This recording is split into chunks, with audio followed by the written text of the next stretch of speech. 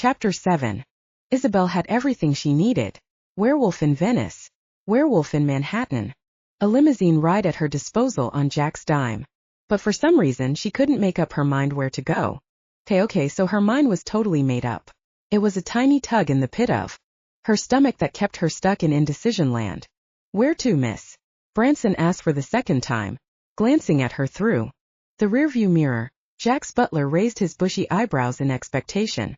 Where would you like me to drop you off? Does he do this often? He frowned. I'm sorry? I'm not sure I understand. Adjusting the painting beside her on the leather seat, Isabelle stared out the window at his private jet in the distance. Jack had already taken off, darting into one of the terminals to take a cab home. Ridiculous. As if she believed that line of crap. He was probably waiting for her to leave so he could fly back to Jasmine's. Does he take women on day trips with his jet, and then run off unexpectedly before the night's over? Branson stared, giving nothing away with those flat gray eyes. The guy was handsome but looked like a dolt when he just sat there. She slid forward on the seat. How many women have you given rides home this way? Just you, miss. Branson started the engine.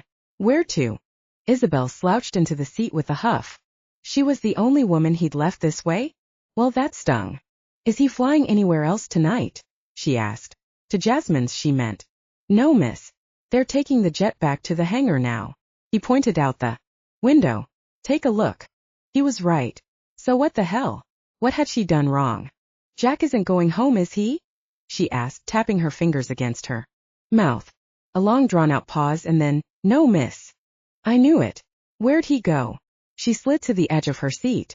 Please, Branson, tell me where I can find him. He enjoys a good boxing match every now and again. Finally Branson glanced over his shoulder and winked. I believe there's an open ring on Judah Street that he likes to frequent. Thanks, Branson, she said, and held on for the ride. A good 40 minutes later, they turned on Judah Street. When he stopped in front of a gym that looked perfectly normal and closed, she exhaled heavily. It's closed. See the sign? She pointed. He must be somewhere else. Any other ideas? Not everything is as it seems, miss. He parked on the street in front and put the car in park. I'll wait for you here. Hesitant, Isabelle slid out, leaving the painting behind in his safekeeping. In parts of downtown Dublin, she might have been frightened walking around by herself in the evening. But San Francisco was alive at night, illuminated with possibility. Cars honked and sped through red lights and the bars were still overflowing. Isabelle peeked in the windows of Kicking Kango's. It was dark inside and not a single scent of a werewolf tingled her nose. Where are you? She whispered, turning back to the street. This can't be it. But Branson said. And then she heard it. A guttural moan. Scratches of claws through flesh. Muffled cheering. Couldn't be right. Moving along the side of the kicking whatever, Isabelle tiptoed, listening. More of the same. Hissing and spitting. A low roar. Clapping. The sounds were primal, raw and real. And they were coming from the basement. From out of nowhere, the scent of a wolf struck her. The tallest, largest guy scratched that werewolf that she'd ever seen turn the corner. She startled, hugging the wall of the building. It wasn't his size that had her holding her breath as he passed by, though he was well over 6 feet 6, 300 pounds of pure muscle. No, it was the blood trickling down his temples that had her staring bug-eyed. Evening. He spoke as if he were going on a nice nightly stroll, as if the blood trickling down his temples hadn't just dripped onto his collared shirt. She swallowed hard. Good evening. Keeping her eye on him, Isabelle weaved around the corner and faced a heavy door. The guy had to have come from here, unless he was dumpster diving, but there wasn't any garbage back here for him to dig in. A sharp cry split the night, followed by the unmistakable stench of testosterone. It burned her nose dark and crisp, and then a wave of Jack's scent hit her. It was musky and crisp and made her stomach tighten. Without thinking, she knocked on the door. It opened a sliver and a man's face, beady black eyes, wide nose, thin lips filled the space. He was a werewolf, young and stupid, from the reckless smell of him. Yes. He looked her up and down and sniffed the air, checking to make sure she was one of his kind. Admission for one is 50. Cash only. Admission. She shook cobwebs out of her head. For what? Growling floated through the sliver in the door, followed by a pained moan. The man's beady eyes shifted into the room behind him and then back to her. Someone must have told you about our underground werewolf fight club. You're here, aren't ya? Werewolf. She lowered her voice as the word punched out of her. Fight club. How twisted. Is this what the werewolves in the city did when they were bored? What Neanderthals they were. Members of the Irish wolf pack would never participate in anything this barbaric. No, I don't want to come in. I was looking for Jack McGrath. Do you know if he's in there somewhere? Oh, he's here all right. He barked out a sinister laugh. But he's in no shape to come out and talk to ya. What did that mean? Was he drunk? Passed out? Do you mind if I come in to talk to him myself? I'll only be a minute. If you pay the cost of admission, you can talk to him all damned night. Rolling her eyes, Isabelle fished $60 out of her purse. The doorman pocketed the bills and kept her change. She felt his eyes on her back as she entered, and then descended down a set of narrow stairs. Clearly, if there was a fight club happening downstairs after hours, the business was San Francisco. Wolfpack owned and maintained. Couldn't they do anything better with their time and money? Her ears detected the sounds of clashing bodies and teeth tearing into flesh. The floor vibrated beneath her feet as sounds of fighting rumbled off the walls. Heart in her throat, she reached the bottom of the stairs. The entire basement opened up into a giant padded room. Fluorescent lights flickered overhead. Beams split the open space. Other than that, there wasn't a single piece of furniture. Or maybe it was the grouping of large shouting men blocking her view. There were too many bodies to count, huddled against one another hollering. Toward the center of the room, the gagging mixture of sweat, bloody fur, testosterone and pure anger created a fog that lingered on the air, choking her. Disgusting, she muttered, putting a hand to her nose to block the direct flow of the stench. So gross. A few men turned around, glaring as if she'd been talking about them. They weren't the type to mess with. Bald heads and bare chests, covered in dark tats and scars. Oh, I'm sorry, I didn't mean you to. She flushed hot. Of course not. You're not disgusting. I meant your smell. Well, not your smell, but the collective smell. Shut up, shut up. They glowered, their eyes narrowing to slits. I'm just going to. She moved away, putting up her hands. Go find a spot to stand over here and look for my friend. My very large, mean biker friend. Strangled with fear, it was the only thing she could think to say, but the second she was free from their heated gazes, she laughed. One of her nervous, scared laughs, but still. And no sign of Jack. The crowd booed, pumping their fists in the air over their heads. Standing on tiptoe, she tried to get a glimpse at the center of the room, but no way. Not from this angle against these burly men. And she couldn't fit between them. As she moved through the raging mob, Isabelle realized every man in the place was bare-chested. Most were covered in scars and sweat, and every single one of them was so preoccupied by what was happening in the center of the room that they barely recognized her presence. When she reached the back wall, a place she felt safe so no one could steal, behind her she bumped against a wood crate. Perfect. Stepping up, she looked out into the room, eager to get a vantage point to better look for Jack. The quicker the better, so she could get the hell out of here. Two wolves tangled in the center of the room. She gasped, watching in horror as they reared up on their back haunches and crashed into each other with brutal force. They growled, baring their teeth as they clashed them together. The guy at the door had said this was a werewolf fight club, but with the men surrounding the room, she hadn't actually expected the men to be fighting as wolves. Right in the middle of the city, covering her mouth with her hand, Isabelle gawked, unable to detach her gaze from the horror of the fight. One of the wolves, the sleeker one with the raven-black hair, was covered in a mess of sweat and blood. His fur was matted down the back, wet and dark red. His face was bashed in on the right side, and the tip of his nose had been sliced open by a claw. The other wolf, the auburn-haired, much larger one, had claw marks streaking down his left side and was bleeding over one of his eyes. Other than that, he was fine. Colliding with cruelly intense force, the wolves bit and clawed, jumped back. When one leaped, the other matched. Blood gushed over the floor as the auburn wolf sliced through the side of the darker. He howled in agony. The men in the crowd bellowed, a roll of thunder that vibrated the entire building. Isabelle's heart drummed in her chest.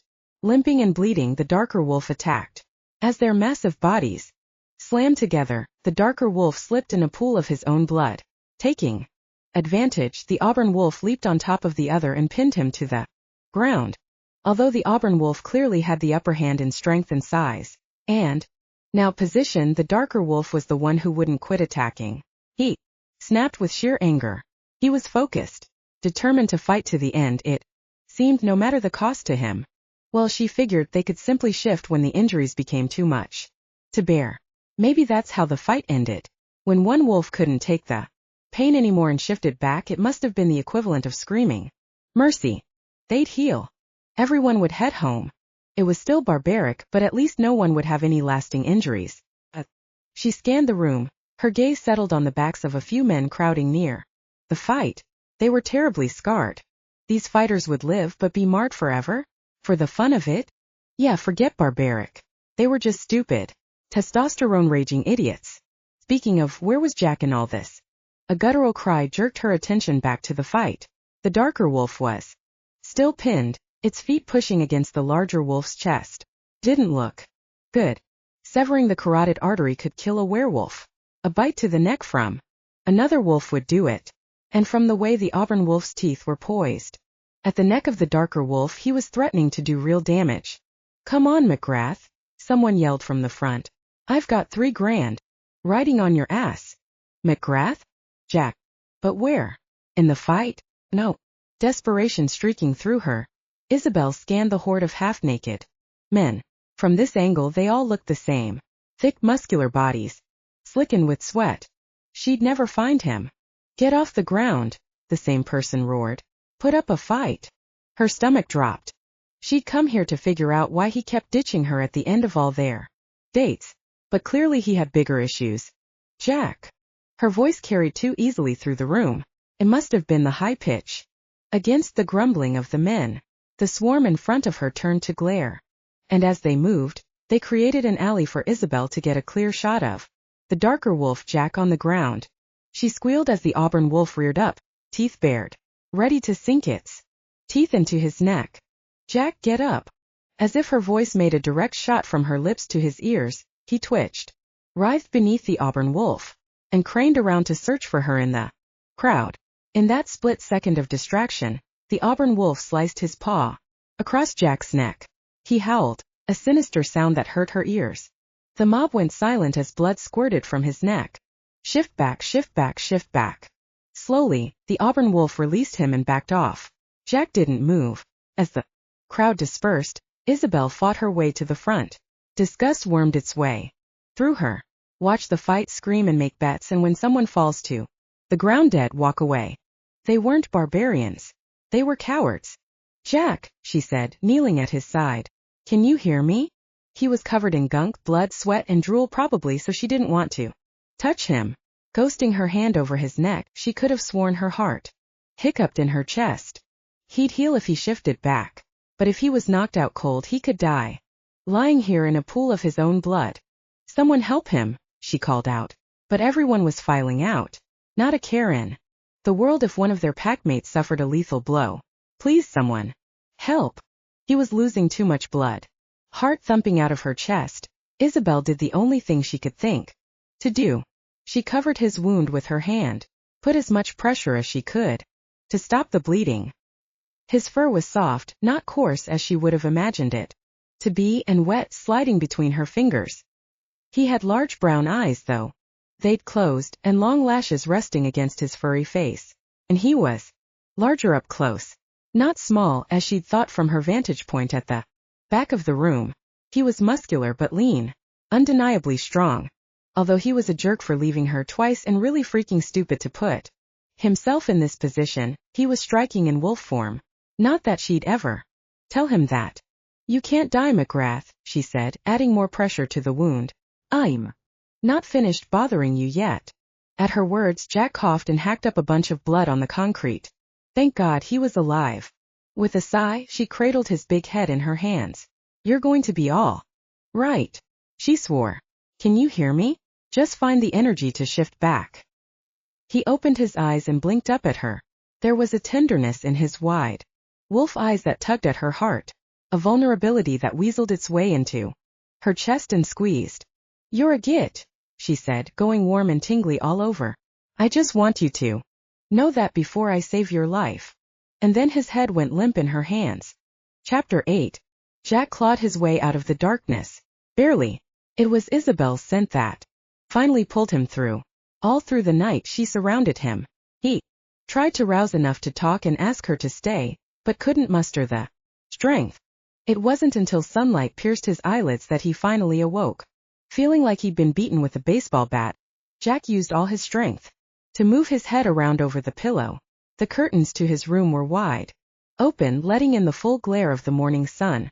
Isabelle had curled up in the chair beside his bed, her head dropped forward and her eyes closed. She'd changed into a bulky black sweater, black leggings and hot pink slippers that looked like mops. Where the hell did she find slippers like that? 1995? A black duffel bag slouched against the side of her chair, and a sketchbook rested in her lap, flipped to a page with a pencil image on it.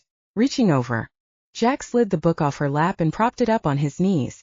He just started flipping when she snatched the sketchbook out of his hand and closed. "Aren't you a nosy one?" she said with a yawn. "You must be feeling better. I didn't know you sketched." "It's a hobby." Her eyes shifted to the sketchpad and then back to him. "A way to keep my hands busy when I'm bored." Sighing, he rested his head back against the pillows. "You're bored yet? You're still here." "I am." Chills scattered over his skin at her words. "I couldn't leave until I knew you were going to come out of this."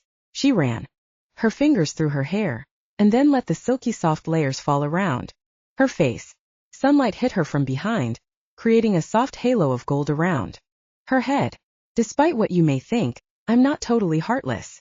Rising off the chair, she leaned over the bed and touched his forehead. He flinched at first until he realized she was checking a bandage there.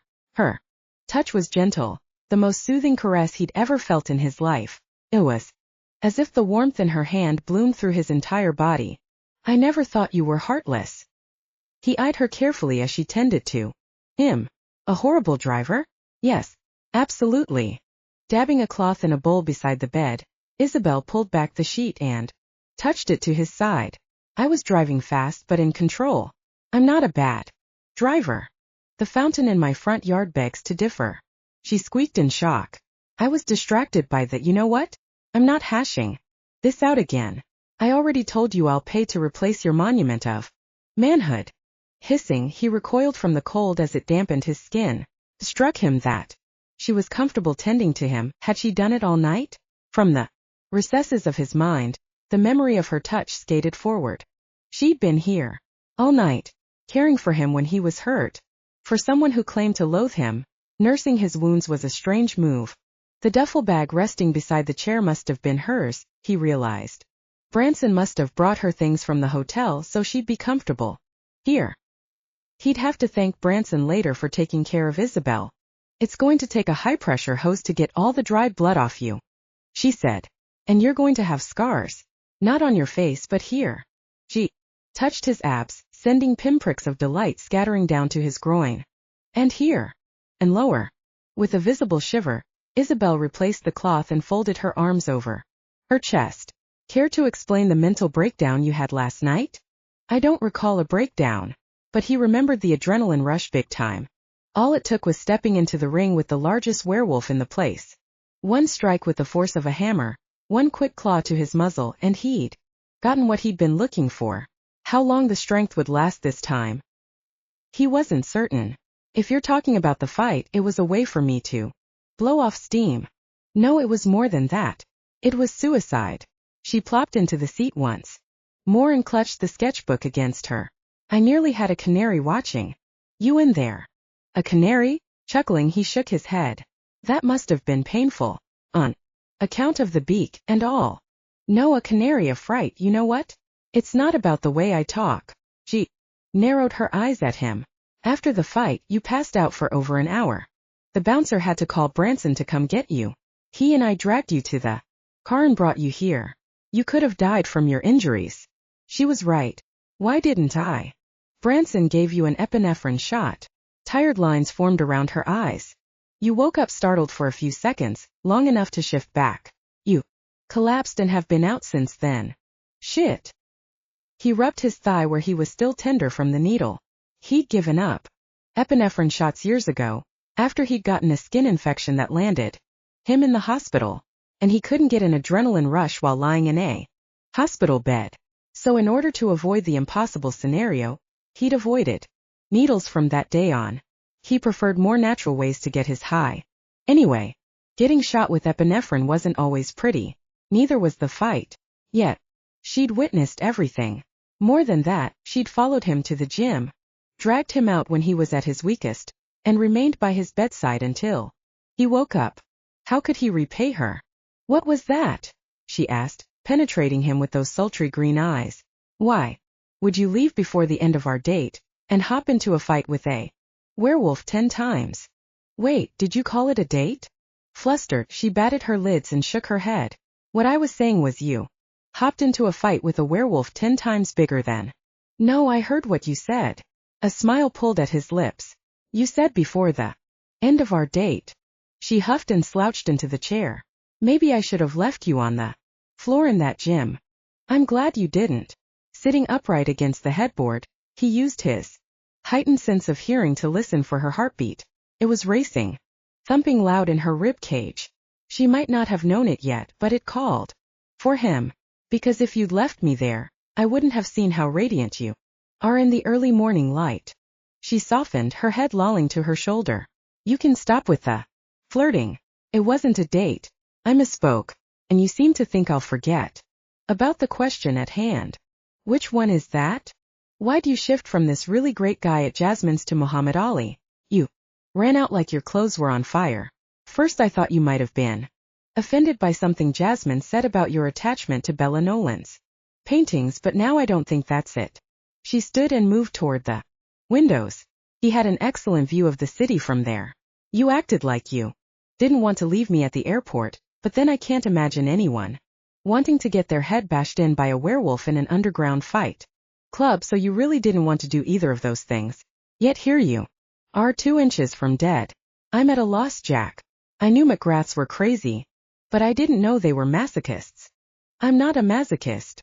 Well, not really. Though if he thought back over the last few years, he could probably find a handful of antics to support her idea.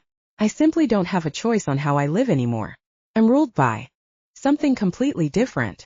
Drugs. She spun, planting her hands on her hips. That's it, isn't it? I'm not on drugs.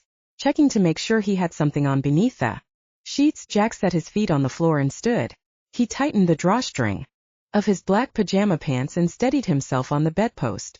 Branson must have changed him, thank goodness. His muscles were sore from the fight, but he had energy in him. A blessing in disguise. I'm on adrenaline. I don't understand. He teetered between the urge to tell her everything, the whole tragic truth, and the fear that she'd run. If she did take off, he'd be dead before summer, he was sure of it. But if there was a chance that she might complete the Luminary bond with him and save him, he had to try. Stretching and flexing to assess the damage, he strode closer. Isabelle's gaze homed in on his bare chest, his abs, and then his lips. Her eyes went wide as if she thought he was coming in close to kiss her. Oh, but didn't he wish? I'm 320 years old, and have yet to find my mate. His voice turned darker, graver than he'd meant. 2 decades ago my health took a turn for the worse. I wasn't expected to survive the year. A wolf-pack medicine man told me the tale of unmated wolves living off of adrenaline rushes. He said the surge of the chemical in my bloodstream would elongate my life, though he couldn't say for sure how long. Squinting, Isabelle rubbed her temples. So you're dying, Isabelle. She stood still as stone. Oh, she said, as if she understood. But she couldn't possibly. At first, it only took something startling to get the blood pumping through my veins. But now I'm getting used to the adrenaline.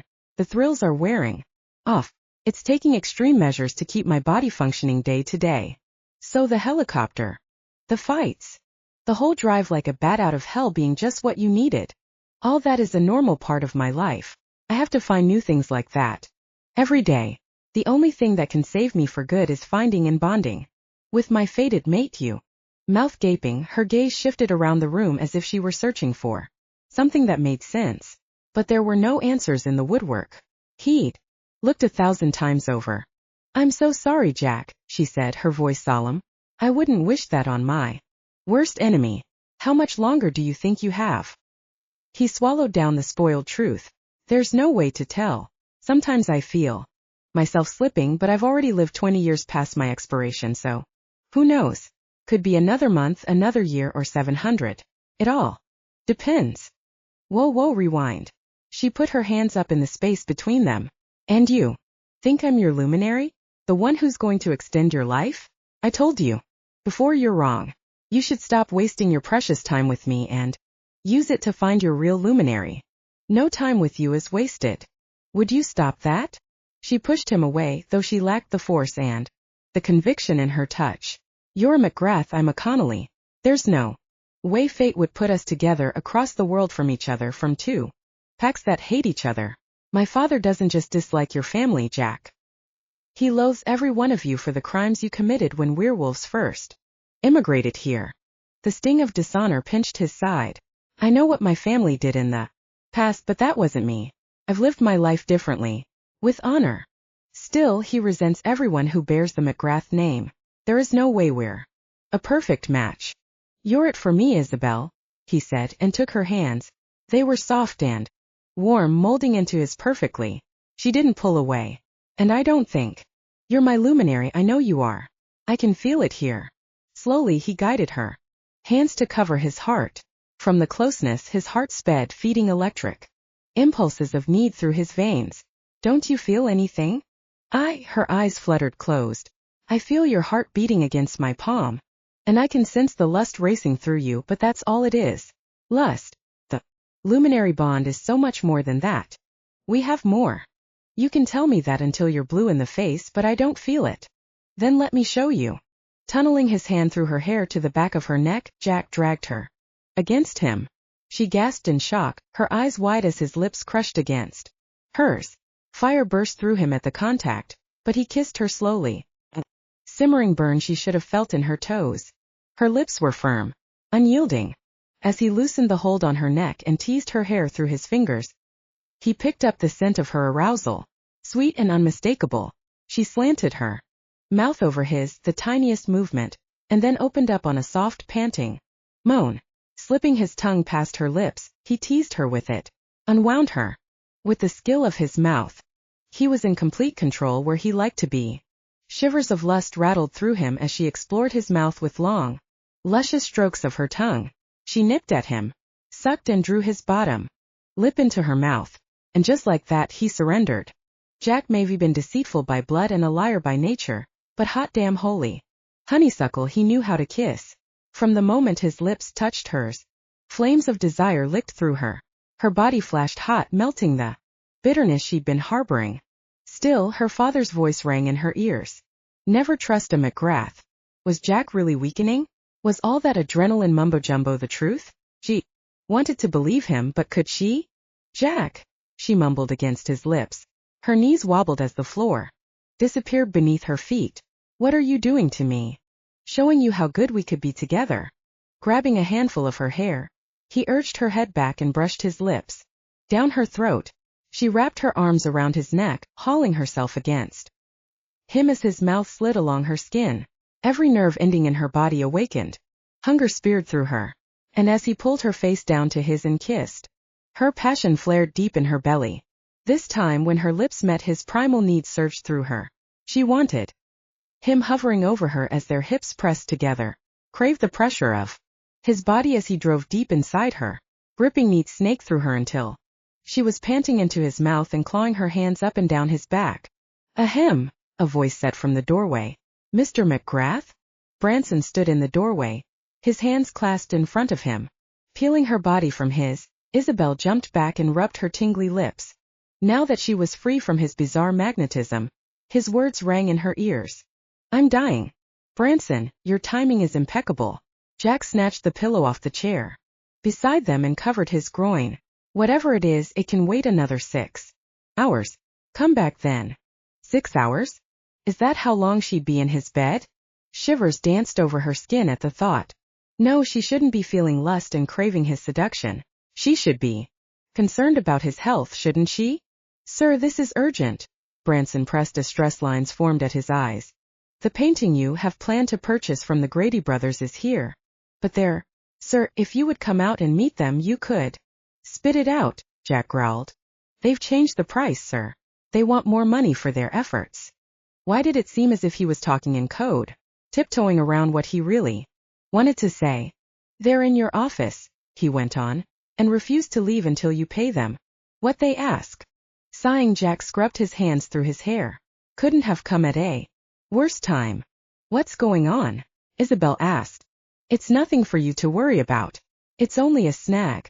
He brushed her arms, as if he'd done it 100 times before. His hands felt oddly natural on her body. They felt right. Branson, tell them I'll be right there. Branson nodded, leaving them alone. Moments ago, when their bodies were pressed together, she was in tune with every beat of Jack's heart, every breath of air escaping his lungs, every desire in his body. But now it was gone, leaving her cold. His chilling words haunted her mind. I'm dying. Listen, Jack said, comforting her with the intensity of his gaze. There's nothing I'd like more than to continue this with you, but the Grady brothers won't wait, and this is important. More important than living in this moment and taking me to bed? She scratched the thought from her head. How long will you be? She asked, unable to ignore the desperation flooding through her. She wanted his lips over hers again, his tongue sweeping against her cheek, and that delicious warmth blooming through her. Why? His eyebrows pinched together. Do you have to be somewhere? Your bed. No, that wasn't right. She shouldn't be thinking such things. But even if she did have plans to head back to Ireland, she'd be so damned distracted by the memory of his mouth, she wouldn't be able to function. There was something in his kiss she couldn't put behind her. Heat and power and the promise of more. She couldn't deny it and needed to figure out what was happening. 2 seconds ago, she hadn't particularly liked him. Now though, licking her bottom lip, she tried to savor the tantalizing taste of him. Stirred something inside her chest, warming her through. There was only one way she was going to shake him. They had to go out, explore. The connection sparking between them. Then when she tired of him, when she learned everything horrible thing about his past, she could leave San Francisco and never look back. Never think about Jack McGrath again. I don't have plans. Anxiety rippled through her like a cold wave. But since we didn't get to finish our date last night, I thought maybe you might like the chance to do something. If you're feeling up to it, that is. The corners of his lips curled into a heart-stopping smile. So it was a date. She fought the urge to leap into his arms and plant her mouth on his again. Kiss that smile right off. Shock him and thrill her at the same time. What the hell was happening to her? One taste of Jack's mouth and her system had gone haywire. Do you feel good enough to go out or not? She blurted. Nothing could keep me from taking you out. His hands found her waist and he gripped softly. Name the place. Anywhere in the world. But she liked right where she was. Okay. She gazed up into his smoky brown eyes and tingled all over. Go take care of business with the Grady brothers, and we'll finish what we started. And then she'd know once and for all if their connection was based on lust or something deeper. Chapter 9. Jack didn't say anything to the Grady brothers at first. He knew better than to come into the office swinging. Instead, he leaned back in his plush office chair, tented his fingers together and waited. Micah Grady, the twitchy brother with the short fuse, leaned across Jack's desk, pointing a fat finger toward his chest.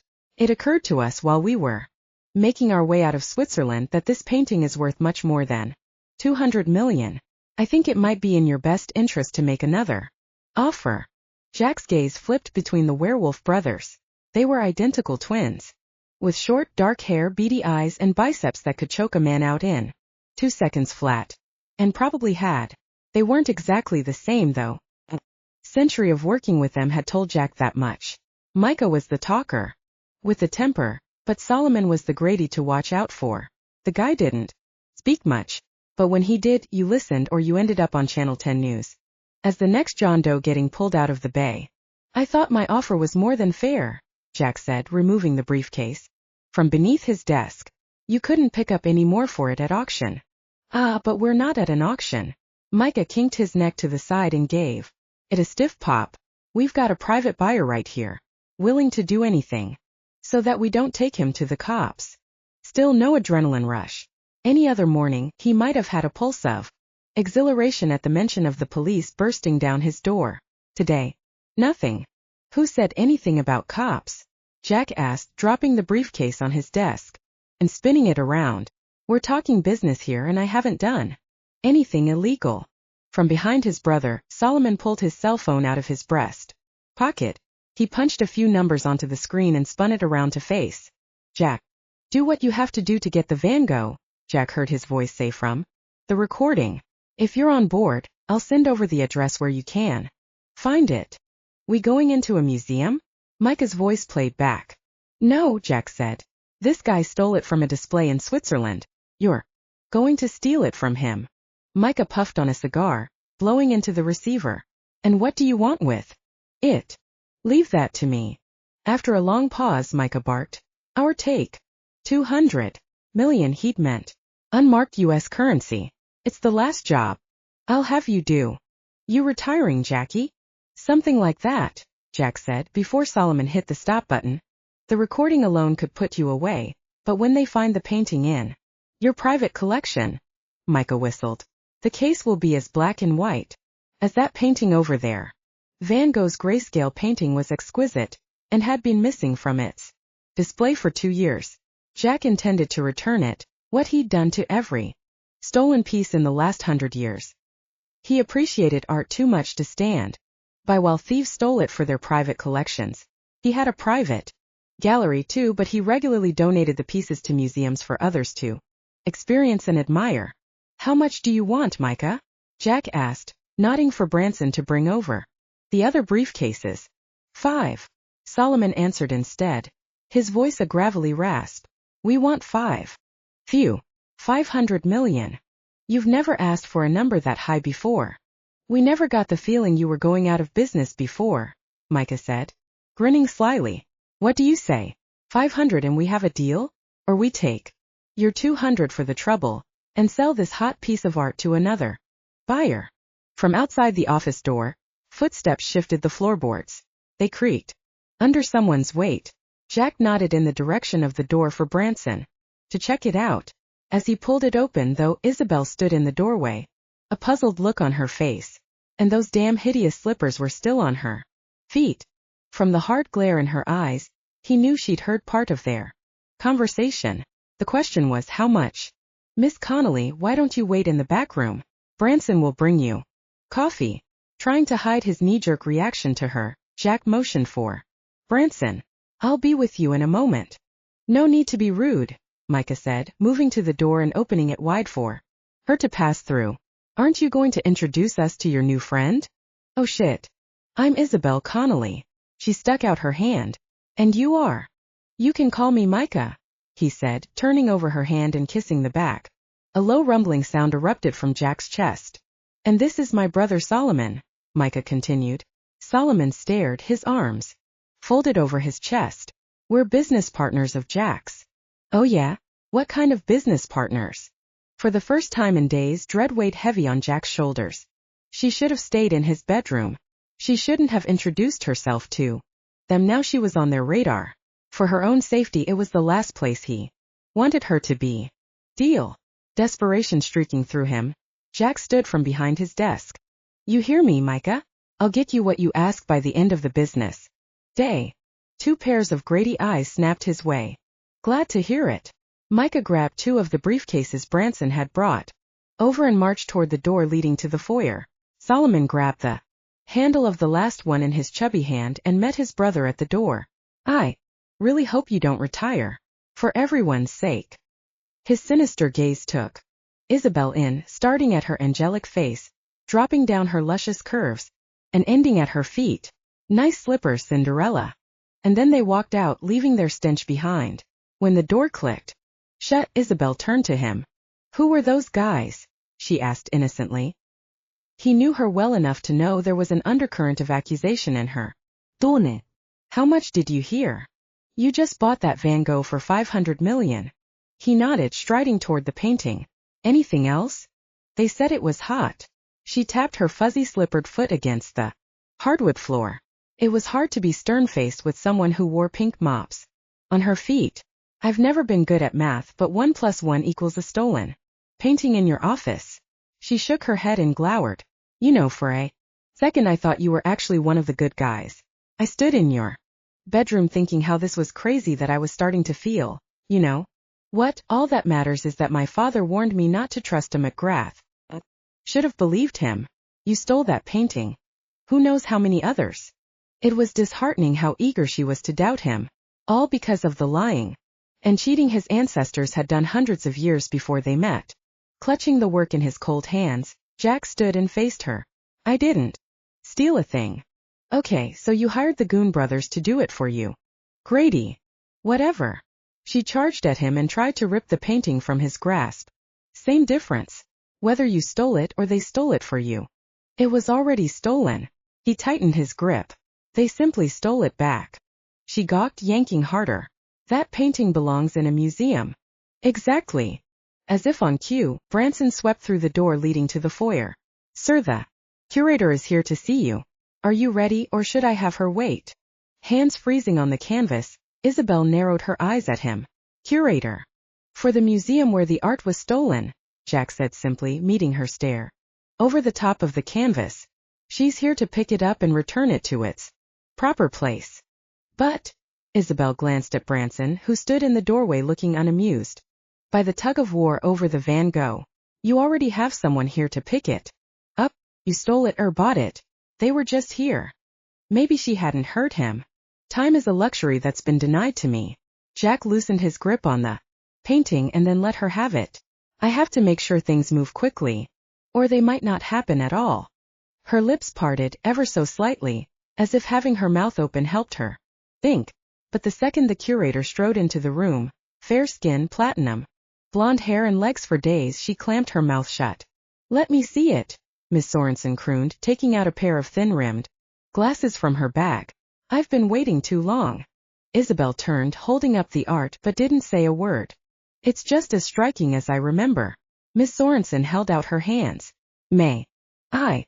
Nodding, Isabelle handed it over and back toward Jack's desk. Miss Sorensen analyzed the frame, the smudges in the corners, and the canvas itself. As if it passed her inspection, she grinned wide. I'm thrilled it'll be going home, Jack said, shoving his hands in his pockets. Might I suggest you amp up security to take better care of it this time? Miss Sorensen couldn't tear her studious eyes away from the painting. Oh, you better believe it. We can't thank you enough, Mr. McGrath. As the curator swept out of his office, Jack turned to Isabelle. She leaned back against his desk, staring at the ground and shaking her head as if trying to process something that was too difficult. Was he finally getting through to her? If anything could change Isabelle's opinion of him, it had to be this. With the curator returning the painting to its proper home, Isabelle had to know he wasn't anything like his thieving ancestors. Penny for your thoughts? He asked. Yeah. She huffed into a nervous laugh. 500 million. Chapter 10. A little after noon, Jack led Isabelle to his bike, which had been parked alongside his house. It was black and rugged. Wide tires. Bulky engine. Narrow passenger seat on the back. Swinging his leg over, he mounted the bike and handed Isabelle a helmet. Are you sure you're okay? I mean, after the fight last night. I appreciate your concern, he interrupted. But I told you I'm fine. He certainly looked fine. He changed into dark wash jeans, a cotton t-shirt, and a black leather jacket. She'd never had a thing for bikers before, but he nailed the viciously sexy facade.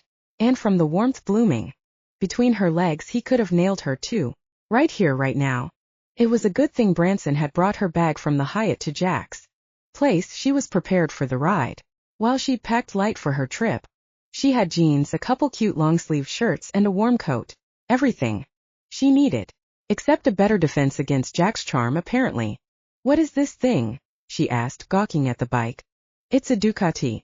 He brought it roaring to life, vibrating the cement beneath her feet. And my favorite way to see the city. Nerves flitted through her as she took the helmet and shoved it on. It's a monster. Why can't we take my Camry? The Camry isn't nearly as fun. True, but this is going to give me helmet head.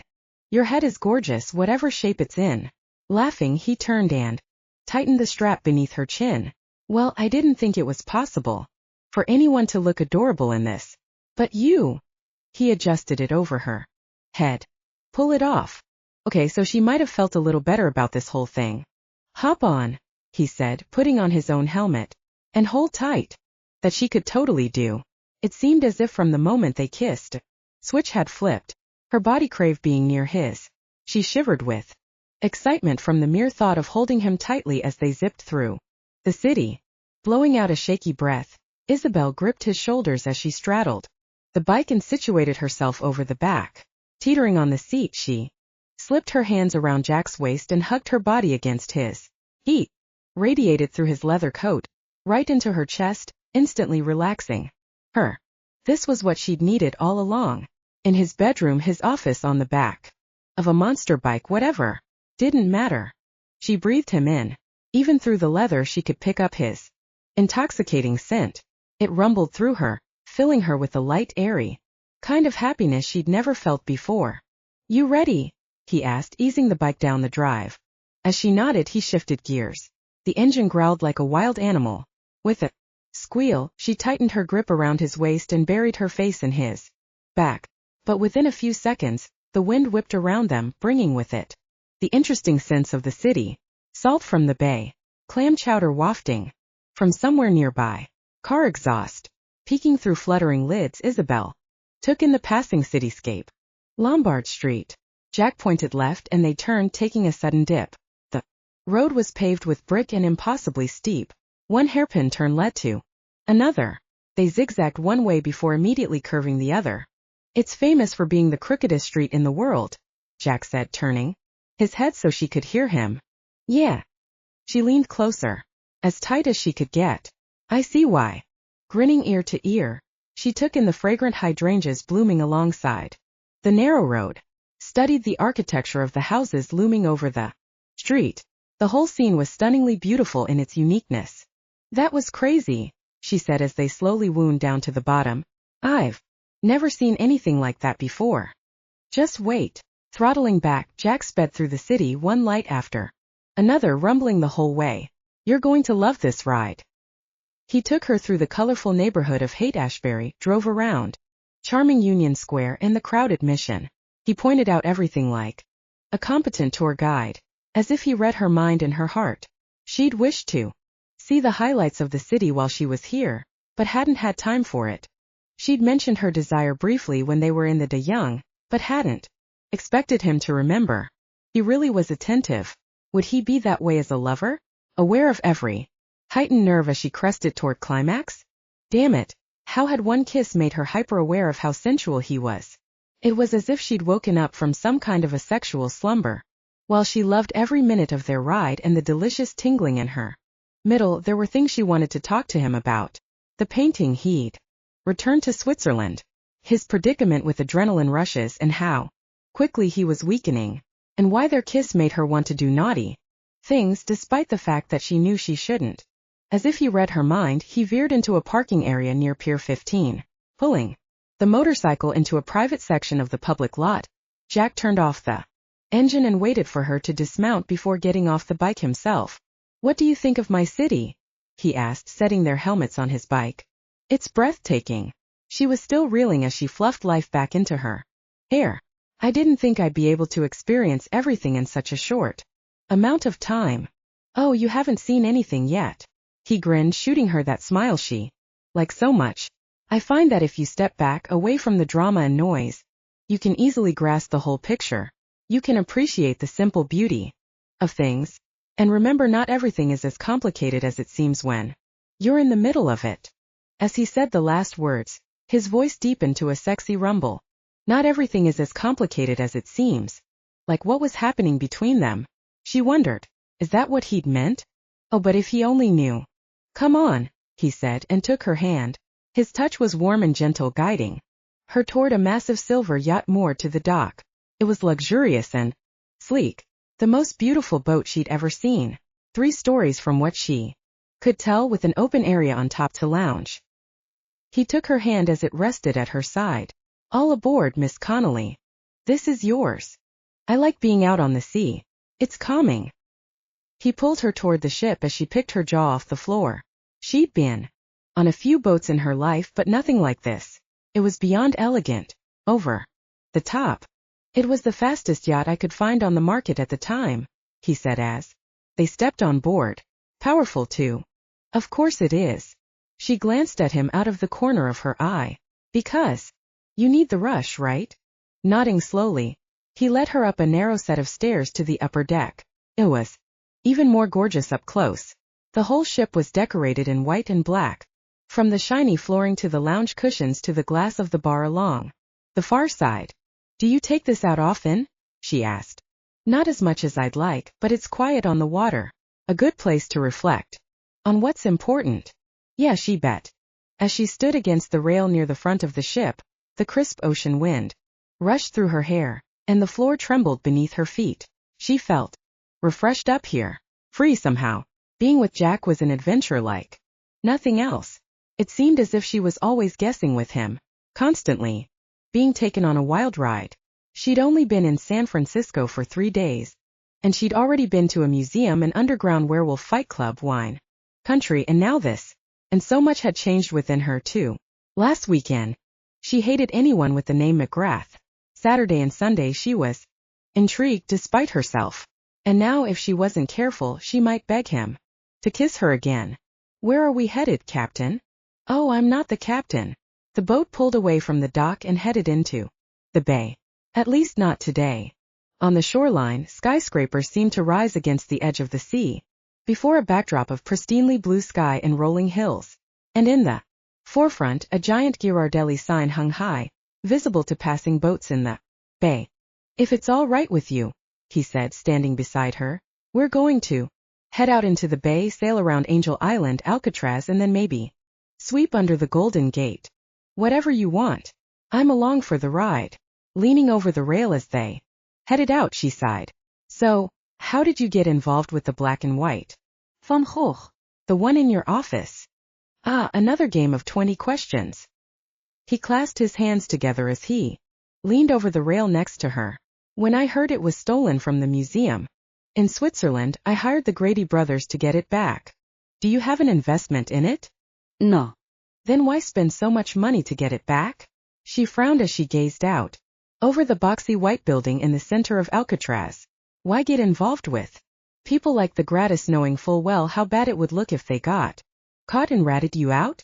I mean, you could have ended up someplace like this. Then it's a good thing the prison's been shut down for 50-some-odd years. He chuckled tightly. I will admit the Gratis are not my favorite people to work with, but they get the job done. They've never failed an assignment I've given them.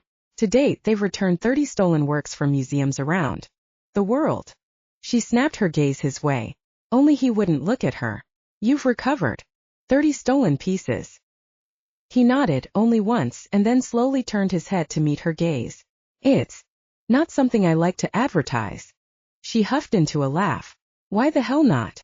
It's better than people thinking you're an art thief. People like her father, for one. I'd rather keep my hobbies to myself. The curators I've worked with know what I do, and they know where to find me if something comes up. But I've asked them to keep my contributions quiet. As they sailed toward Angel Island, Jack said, on a clear day like today you can see Napa from there. Nice change of subject. Really? He nodded and stole behind her. Resting his hands on the rail, he trapped her body with his, rested his cheek next to hers as he peered out over the horizon. The air around them charged with intensity as the heat from his chest radiated into her back. She bloomed with desire, leaned back against him and bit back a soft sigh. There. He pointed in the distance. Can you see it? No, but she could feel it. She wanted to spin in his arms, look up into his sultry brown eyes, kiss those lips until she was drunk on the heady taste of him. Isabelle. She hadn't realized he was waiting for an answer. Shit. Oh yeah, I see. It. Rather than release her, he stayed behind her, his chin resting on her shoulder. And she didn't want him to move. Not as long as these tingly feelings were fluttering inside her. Thousands of butterflies released in her chest and beat their tiny wings against her rib cage. Why was this happening? What had changed when he kissed her? As they sailed around Angel Island, Its grass and rock hills were a spectacular contrast against the urban landscape in the distance. Looking at the rugged countryside, one wouldn't think San Francisco was a short boat ride away. And then it struck her. Looking at Jack's muscular physique, square jaw, and the wide breadth of his shoulders, one would never expect that he was dying inside. Although she would have liked to stay another couple days to explore what was happening between them, she couldn't. Finding 2 paintings was a major bonus, but she still had to track down 10 others, and it wasn't going to be a picnic. Back home, Neil was searching the auction circuit for information, but last night she checked her texts. No luck yet. He'd also said her father was fighting to hang on. Her heart ached to spend more time with him, to experience more of this life with him at her side. It tore her up inside to see him sick and jaded. She chilled as uncertainty settled over her skin in a clammy wave. As they approached the Golden Gate Bridge, Jack coiled his arms around her waist. How did he know she craved comfort in this moment more than any other? Even though she'd had a year to come to grips with the fact that her father was dying, she hadn't accepted it, couldn't recognize the truth. Pain whipped through her, and her eyes burned with tears. Jack held tighter as if he could feel the agony ripping through her. Turning in his embrace, she stared up at him. His jaw clenched and unclenched as his hands skated up and down her back. You know it's a San Francisco superstition that you have to kiss when you pass under the Golden Gate, or you'll have 7 years of bad luck in your love life. She blinked back tears. Really? She turned her attention to the bridge as they passed underneath its rusted beams. When she brought her gaze back to center, Jack was staring through her, heating her with the promise of a future she shouldn't want. Her heart sped, and her knees went weak. No, he said, smirking with those plush lips. Not really. She smacked him playfully in the chest. You're so full o' blarney. Moving her back, he pinned her against the rail, robbing the air from her lungs. I love when those little idioms come out, he said, so close to her mouth. Drives me mad. And then he kissed her, pressed against her, mouth to mouth, hip to hip. Her stomach tumbled and then caught as the shadow of the bridge passed over them, and the sun's rays hit them on the other side. Tunneling his hands into her hair, he tugged her against him to deepen the kiss. His lips were soft and tender, but the heat was demanding, scorching and undeniable. His tongue swept inside, questioning her true desire with each brush of her cheek. She answered on a whimpered sigh and threw her arms around his neck. She didn't know how it was possible, but in one day she'd seen the best San Francisco had to offer. Isabelle, he said against her mouth. He kissed her nose, her cheek, her lips. Will you come back to my place? There's something I'd like to show you. There went those butterflies again. Maybe she hadn't seen the best of San Francisco yet. Chapter 11. A little before nightfall, they arrived at his house. She had to pick up her things and head to the airport before too long. Maybe after another kiss. Or 4. I'd like to thank you for saving my life last night, Jack said, leading Isabelle down the hall. For letting me taste your lips this morning. And this afternoon. Gently, he caressed her lower lip with his thumb. She shivered at his touch. There's only one thing I can think to give you that would show you the depth of my appreciation. Oh yeah, how deep would his appreciation go? Taking Jack's hand, Isabelle let him escort her to a giant door at the end of the hall. Is this your red room? She asked, blush creeping into her cheeks. Because I should tell you now, I'm not into it. Smirking, Jack turned the handle and pushed the door open wide.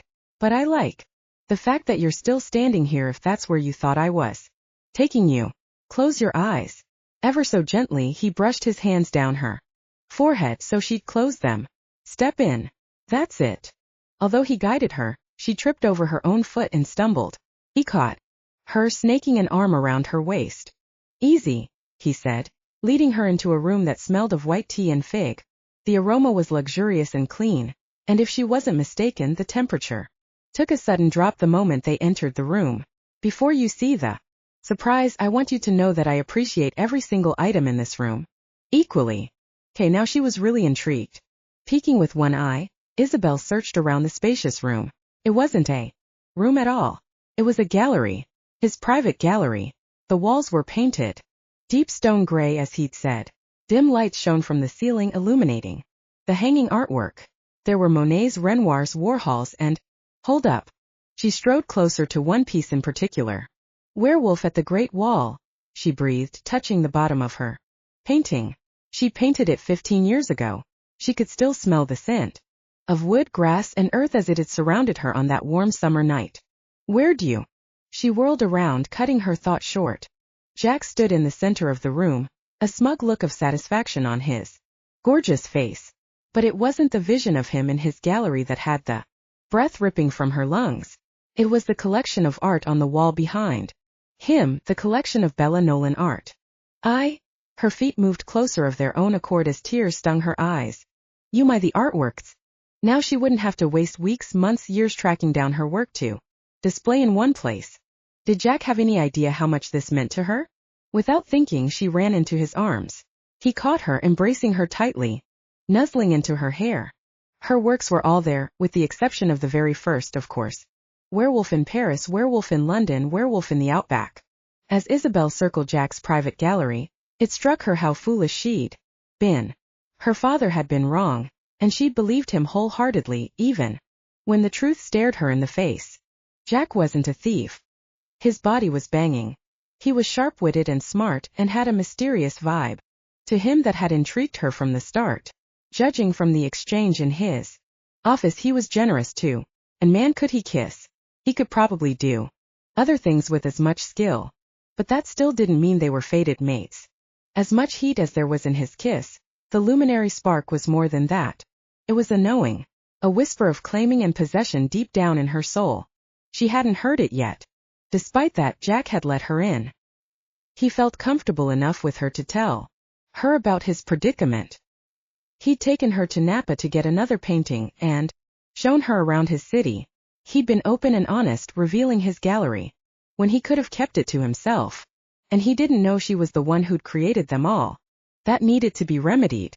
She stood in front of Werewolf in Moscow, admired St. Basil's Cathedral and its brightly colored domes, brushed her hands over the northern lights in the background and the werewolf standing impressively in front of it all. I can't believe you have all of these, she mumbled, stroking them each as she passed by. Was Jasmine right? Did you start collecting when you'd given up hope of finding your luminary? Jack wandered through the gallery behind her, his hands shoved into his pockets. She'd noticed he did that when they shook. I'm not sure which came first, but she was on target. The work speaks to me. There is a softness to the strokes of the brush that contrasts the sharpness of the urban landscape, and the wolf in those settings brilliant. I've dreamed of being in each of those places in wolf form. Interesting. He'd revealed his collection, making her dream of showing her father all of her artwork a very real possibility. She'd give him something in return, something to remember her by. More than that, he said, coming to stand beside her. When I study the art, an odd thrill shoots through me. It's like an adrenaline rush, but different. It's electric, if that makes any sense. It made total sense. She had the same feeling when they kissed. Jack, she said, turning to him, I have to tell you something. And it's something that not many people know. All right. His dark eyes glistened with uncertainty. Shoot. She paused, looking at each of the pieces of art in turn. She'd never actually told anyone this. In every other case, and there were very few cases to begin with, she'd been discovered when she'd put out the call for werewolf models or been caught in the act by another member of the pack. Nerves rattled through her and gathered in her stomach.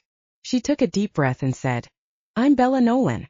Frowning, he took a step back. What do you mean? I mean, she said, spreading her arms wide. I painted all of these.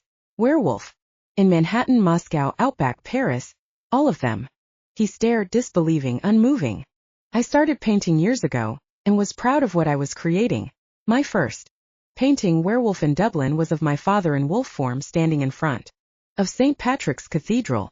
It wasn't drawn from life but from a memory I have when I was young at my mother's funeral. Her throat ached, stinging with the sudden threat of tears. I showed him and he destroyed it. He ordered me to stop painting to focus more on pack matters. I couldn't quit, though not after I had the bug. So to hide it from him in the pack, I continued under a false name, to keep my true identity secret. Jack's hands found her shoulders. You're Bella Nolan? His hands were calm and steady. Now it was her turn to shake. As she trembled full force, He wrapped her up and brushed his hands down her hair, soothing her. I can't believe it. Why didn't you tell me sooner? I've never actually told anyone before, she whispered, her head resting against his chest. His heartbeat drummed against her cheek, calling to something deep within her. It was harder than I thought it'd be to admit it. I guess. How could your father not appreciate this part of you? She shrugged. I'm collecting the art for him to hopefully make him proud. I'm going to display it in one place so that he can understand the gravity of to truly comprehend that it's not just a hobby, but a deep-rooted part of me. He'll realize it. Maybe all he needed was time. Now for the most important question of all. Will you sell them to me? She slowly bent into him as his hand stilled on the small of her back. I'd pay well more than they're worth, of course. He exhaled heavily, though he didn't let her go. He held tight, and then shuddered against her. I can't sell them. I'm sorry, but I can't. Not when I know you're leaving me. As her heart dropped, he said, I understand that you need them to show your father, and I won't deny you. You're more than welcome to borrow them. I'll even have Branson load them onto my jet for you to take when you go home. You have my warmest blessing to display them all in Dublin. He went solid as stone in her arms. As long as you promise to personally return them when you're finished. Borrowing them wasn't what she wanted, but it did give her a reason to come back to him. You really want me to come back and pester you some more? She whispered as he nipped at her earlobe. I want you here with me like this every single day. His breath was hot and moist on her neck and tingling her down to her toes. For as long as you'll have me. Well, not right here, Percy. She spun in his embrace and threw her arms around his neck. We'd get hungry eventually. He smirked. That's what Branson is for. And then he kissed her, melting her all over again. If you'd only stay with me. Focus. Why was it so difficult to think straight around him? Lust was different from love, she'd be wise to remember it. For the first time since she met him, she wished with a tiny secret part of her heart that she was the one for him. She pulled back despite herself and looked him square in the eye. Thank you for the offer to take the paintings to Dublin. I accept. Under the circumstances, it seemed like the only way she would be able to show her father at all. And maybe if one of the paintings really spoke to him, she could make Jack an offer for that one in particular. This could work. As Jack's hands skated up and down her back, they began to tremble. How long will you be gone? Suddenly his voice was tight. A week? 2? There was no way to know. I'm not sure. Why do you have to go now? What's the rush? Why can't you wait a week or a month? Or whatever makes you comfortable. You could stay with me if you wanted. He wanted more time to try to convince her of his feelings. To see if she'd come around and realize that she was, in fact, his luminary. His motives were transparent. But it simply didn't work that way. Fated mates knew they were. It was a calling in their core. Primal instinct. To possess the other. Jack. How to say the words that hurt her the most? Merely thinking about them made her head dizzy with fear. My father is dying. He has cancer. The words tasted bitter and rotten, burned her tongue, and carved a big ugly hole out of her heart. He doesn't have long left. What I'm doing, the art I'm collecting, it's my last chance to get him to understand how much this means to me. How much I want it to mean to him. Her stomach turned, aching as if she'd been speared all the way through. I think it could bring us together in his final days. I'm so sorry, Isabelle. He kissed her forehead, slow and loving. So sorry. I've lost both my parents, all the family I ever had really, so I completely understand what you're going through. Whatever you need. You've already given it to me, she said, turning her attention to the paintings. This is what I wanted. I wasn't sure I'd find all the paintings in time, and I wasn't even sure how much I'd have to start with. You helped make my dream come true. Which was the reason she couldn't leave him empty-handed. Completely rob him of his favorite pieces without so much as a thank you. There was one way to thank him for what he'd done, what he'd given her. You were kind enough to show me the gallery, she said, and made me happier than I think you realize. I'd like to give you something in return. Something for you to remember me by. His expression pulled into a frown. You say that as if you're never coming back. No, I'll return to the city. I'll return to you. She'd almost said it accidentally. Thank goodness she caught herself. But I can't strip these off your walls without replacing them with something. What did you have in mind? Just after 3 o'clock in the morning, Isabelle stood at the Golden Gate. Overlook, where 3 major park trails converged in a wooded area of the Presidio. She was all business, a clipboard and makeshift easel tucked under her arm. Once she told him of her plans to paint him, he'd sent Branson out to pick up all the supplies she needed. This place is remarkable, Isabelle said, staring up at the moon peeking between the trees. The trails and trees, the Golden Gate in the distance. The lights on the bridge are luminous, aren't they? Shining like stars. It's the perfect place to paint you. We shouldn't be bothered here, at least not for a few hours. Nerves pinballed through Jack's stomach. How long does this usually take? Anywhere from 1 to 5 hours, though this canvas is 8 by 10, so it shouldn't take me as long as a few of the others. She went to work setting. The light changes fast, so within 2 hours it'll look like a completely different painting. I'm going to try to finish before that happens. You're amazing, he said, standing with the Golden Gate behind him. You know that. She grinned, and the moonlight illuminated her face in a pearly white glow. Let's see how the painting turns out before you call me that. But he'd called her amazing for many more reasons than the painting. She was giving him something special, a gift he'd cherish for the rest of his life. Only he could say with certainty how long that would be. Somewhere over the course of the night, hollowness had carved him out. He felt weaker than he had days before, as if tremors were about to rack his whole body. And although being near Isabelle and her artwork was a rush in and of itself, something had changed. The electric currents soaring through him were there, but his hands still shook, and his head still spun. He didn't have long left. He could feel the end closing in, and although he refused to admit it to Isabelle, fear had trickled into his chest, paralyzing him. The worst part, she could save him. With the bonding process, vows spoken while they were having sex, his life would be saved. He'd never felt so close to his goal, yet so far. Isabelle held his heart, his life, in the palm of her hand. Did she know how important she was to him? Not only because she could save his life, but because she cared enough to do this for him. As she finished setting up the easel, she stared over the top of her clipboard. All right, let's get to it. Shaking his head as laughter struck him, Jack undressed. No need to burst through his clothes if he didn't have to. He shuffled out of his shirt and flung it to the ground at the base of the nearest tree. He popped the button. On his fly, a strangled sound, almost like a whimper, floated on the night breeze. He glanced up, hands on the top ridge of his pants. Isabelle stared, hunger blazing in her emerald eyes. Something I can do for you, Miss Nolan? She shook her head. No, you're not shy, are you? I don't have any reason to be. Blushing, she returned her gaze to the clipboard. But her eyes flickered to his bare torso one more time, and then again. He yanked down his pants, kicked out of them, and then shot one more glance at Isabelle before starting on his boxers. If he wasn't mistaken, she sucked in a clipped breath as he pulled them down and tossed them onto the pile with the others. He couldn't help but flex and twitch his muscles as the warm night air set upon him. As their eyes met, Jack winked, and then balled all the energy into a pit in the bottom of his stomach. Tendrils of electric currents pulsed through his limbs, making them tingly and warm, and then he shook head to toe, skin to bone. Muscles elongated, lengthened, and bulked up. With a hearty shake, fur blanketed his body and he dropped to all fours. He fought the urge to howl at the full moon as he completed the shift and sat back on his haunches. He felt free, completely exhilarated. He stretched, bounded around the dirt to get the spring in his legs, and then gazed at Isabelle. You're magnificent, she said, her eyes wide. Your hair, it's black as night.